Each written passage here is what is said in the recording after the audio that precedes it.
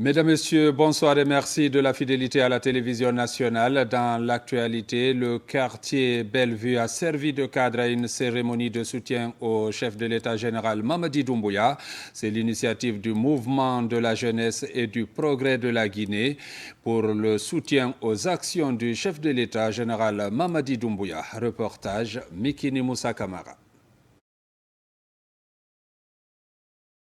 Cette campagne de sensibilisation et d'information est portée par le mouvement de la jeunesse et le progrès de la Guinée. Le renforcement du tissu social et le soutien des acquis de la République sont des objectifs recherchés. La structure lance officiellement ses activités à l'école coranique de Bellevue dans la commune de Dixine. Ça fait plus de 4 mois maintenant, nous sommes sur le terrain. Et on est en train de sensibiliser à tous les niveaux et partout où nous passons, nous sommes accueillis à bras ouverts. Les gens disent même que franchement, on a retardé de venir les retrouver parce que les réalités sont là. C'est clair comme l'eau de roche. C'est-à-dire partout où vous passez, vous-même vous êtes paniqué parfois. C'est-à-dire le degré d'accélération, c'est-à-dire de l'investissement aujourd'hui, c'est-à-dire qui est en train de se faire au temps de CNRD, surtout sur le leadership du général Mamadi Doumbouya. Et nous, notre mouvement, c'est un mouvement qui va l'accompagner. Les responsables du bureau exécutif du mouvement et les membres actifs se réunissent pour définir la conduite à tenir. Oui, moi, ce que je voudrais dire au peuple de Guinée, c'est toujours un message de paix. Un message de paix, puisque nous avons vu les actions qui sont en train d'être menées par Monsieur le Président de la République de Guinée.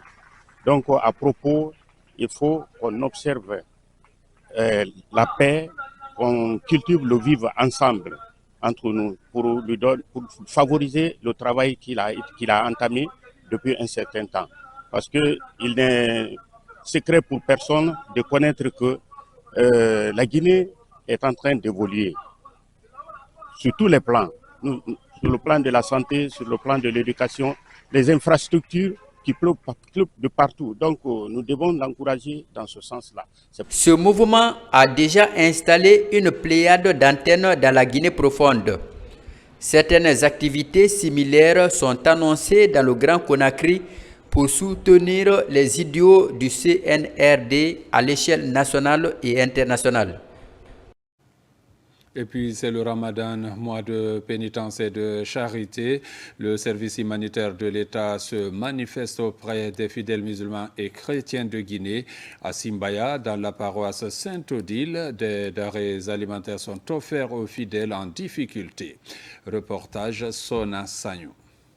L'élan de solidarité enclenché par le chef de l'État pendant cette période de pénitence et de prière se poursuit. Ici, pour accompagner les fidèles chrétiens, le Fonds de développement social et de l'indigence fait un don de vivres aux fidèles en difficulté de la paroisse Saint-Odile de Simbaya. C'est dans le cadre de la campagne humanitaire du Fonds de développement social et de l'indigence que nous avons décidé de venir aujourd'hui à l'église Sainte-Odile de Simbaya pour procéder à la remise de ces sacs de riz et des bidons d'huile afin d'accompagner les fidèles chrétiens pendant ce mois de pénitence. Ces vivres composés de riz et d'huile viennent soutenir les fidèles pendant ce mois sacré. Les bénéficiaires apprécient le geste et expriment leur gratitude.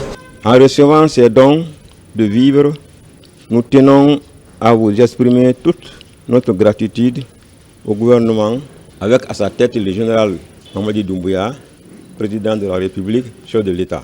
Nous profiterons de cette période de pénitence pour prier, pour demander à Dieu Tout-Puissant, le miséricordieux, de bénir et de soutenir toutes les actions entreprises par le gouvernement en vue d'une transition apaisée et réussie. Nous sommes contents du président Mamadi Doumbouya pour ce geste en ce moment de pénitence. Nous sommes derrière lui. Cette initiative traduit la volonté du chef de l'État de rassembler tous les Guinéens sans discrimination pour une Guinée unie et prospère. Ramadan, toujours avec cette vaste opération d'assainissement à la grande mosquée Faisal de Conakry. Question de rendre propre ce lieu de culte. Le gouvernorat de Conakry pilote l'opération. On note aussi l'implication des services communaux de l'assainissement. Reportage Moussa Bangoura. La grande mosquée Faisal de Conakry fait sa toilette. La bataille contre l'insalubrité dans ce lieu de culte est enclenchée. C'est une synergie d'action entre le gouvernorat et l'ensemble des communes de Conakry. Un peu partout dans la cour, des ordures ont été complètement ramassées. Il y a vraiment du boulot à faire. On a fait une forme de répartition où les communes sont casées dans différents endroits et vous constaterez vous-même sur le terrain que vraiment les travaux sont en train d'avancer. Toujours dans le cadre de l'intercommunalité, montrer à la population que nous sommes toujours ensemble et que l'on doit travailler ensemble, se donner la main, surtout pour ce lieu de culte qui est si précieux pour nous. Le but est de rendre propre cette maison de Dieu pour éviter les maladies liées à l'insalubrité en ce mois béni de Ramadan. Qui parle de l'islam parle de la propriété. Précisément, ma commune est détachée au mausolée. Donc nous sommes là-bas, on a assaini, on a fait le fidao pour nos héros qui reposent là-bas en paix. Après avoir rendu propre, j'invite les fidèles musulmans à ne pas dépoter les ordures ici. Parce que rendre propre un lieu, ce n'est pas ce qui est difficile. On peut le faire, mais le maintenir dans l'état de propreté, c'est ce qui est encore plus difficile. Pour la réussite de ce coup de balai, plusieurs équipements ont été mobilisés. La machine pour le dégagement et des camions pour le transfert des ordures à la décharge.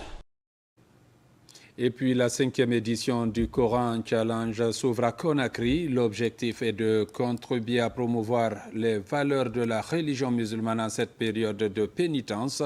Devant un jury d'étudiants, rivalise d'ardeur dans la récitation et la lecture du livre saint. Le point avec Mounir Bari. À l'image des années précédentes, l'université Nongo Conakry organise le concours dénommé Coran Challenge à l'occasion de chaque mois de Ramadan.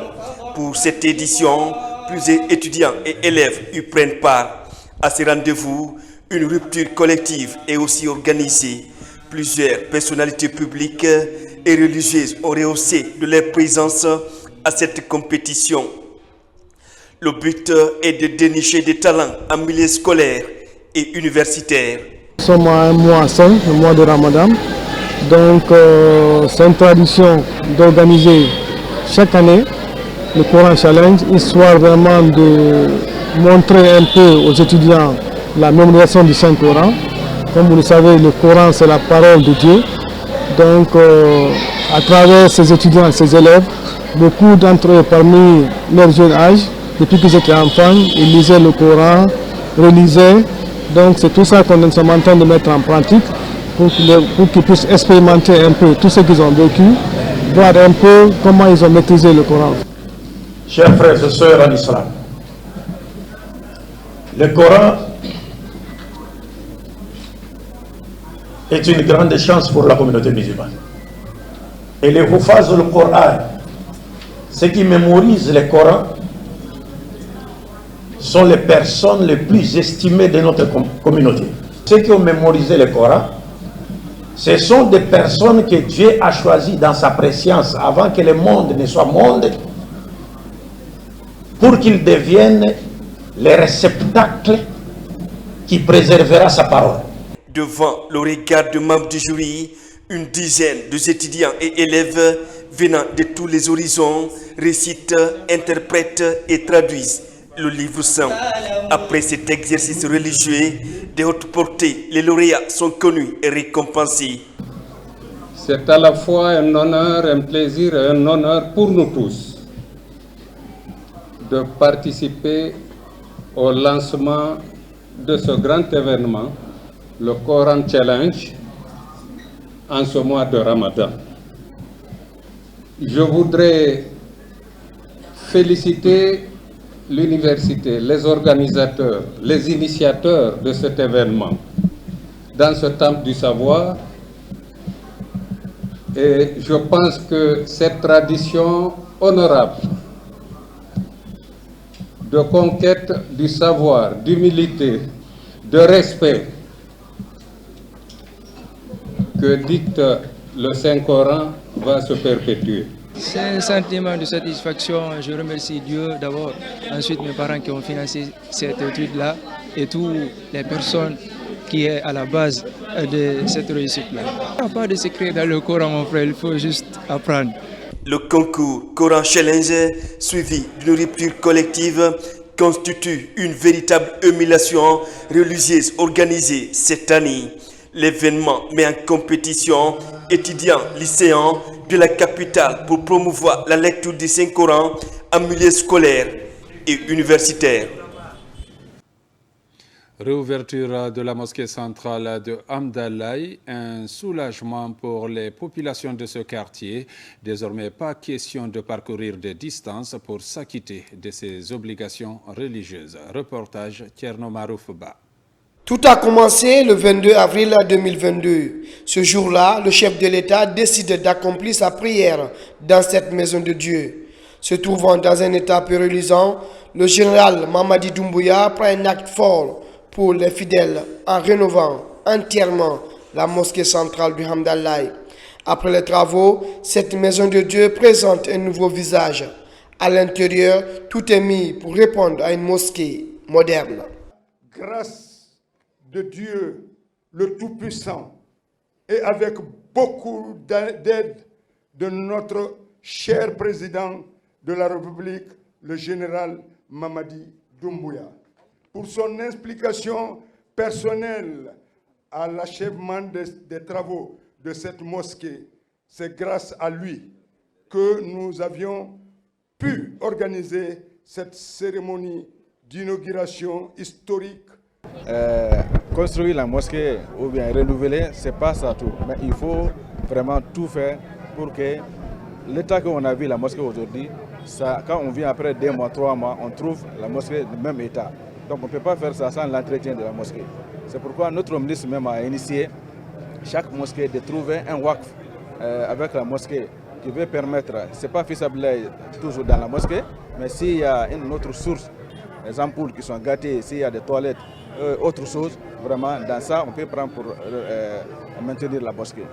Aujourd'hui, dans un état reluisant, l'édifice ouvre ses portes aux fidèles musulmans de ce quartier de la commune de Ratouma. C'est le président du Conseil national de la transition, Dr Dansan Kourouma, qui a procédé à la coupure du cordon inaugural. Désormais, ces fidèles musulmans vont accomplir les obligations religieuses dans la propreté. Merci également Son Excellence, Monsieur le Président de la République, qui a eu la bonne foi de soutenir la rénovation de cette mosquée. La mosquée d'Hamdallaye Rond-Point est une mosquée qui a beaucoup de particularités du point de vue historique et culturel. C'est une mosquée qui est au carrefour de plusieurs cultures de notre pays. C'est une mosquée qui n'a pas de coloration ethnique. C'est une mosquée d'intégration de la foi en l'islam.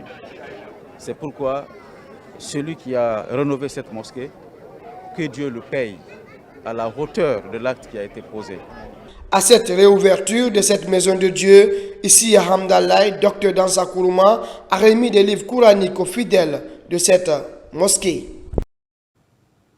Mesdames, Messieurs, c'est la fin de cette édition. Merci de l'avoir suivi et bonne suite de programme sur la RTG.